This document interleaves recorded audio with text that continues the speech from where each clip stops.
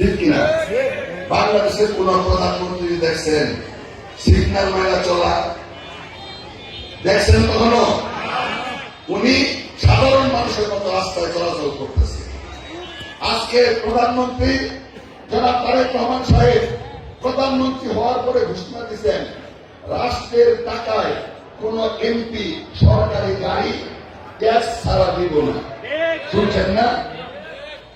প্রধানমন্ত্রী ঘোষণা দিচ্ছেন বিএনপির কোন এমপি সরকারিভাবে কোন প্লট বরাদ্দ নিব না, কোন জমি নিব না।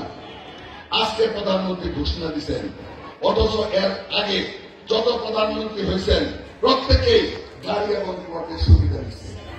আজকে প্রধানমন্ত্রী উনি সরকার গঠন করার পরে উনি ওয়াদা করছিল মেয়েদের ফ্যামিলি কার্ড দিব, তাই না? জামাতে ইসলামের আমির সাহেব এখনো ওনার বক্তব্য ইউটিউবে আছে। উনি বলছিলেন রাখেন আপনার ফ্যামিলি কার্ড। উনি ঘোষণা দিয়েছিলেন, হ্যাঁ আমি ওই কথা বললাম না, ওটা খারাপ ভাবে বোঝা যায়।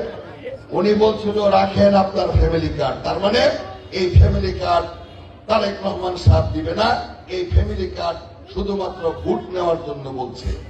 সম্মানিত এলাকাবাসী, এই 40-42 দিনের সরকার, এই সরকার ক্ষমতায় আসার পরে এই বাংলাদেশে প্রথম মহিলাদের জন্য, মহিলাদের স্বাবলম্বী করার জন্য, নিজের পায়ে দাঁড়ানোর জন্য প্রত্যেকটা পরিবারে একজন মহিলাকে ইতিমধ্যেই যে আসনগুলোতে নির্বাচন শেষ হয়েছে ফ্যামিলি কার্ড দেওয়া শুরু করছে।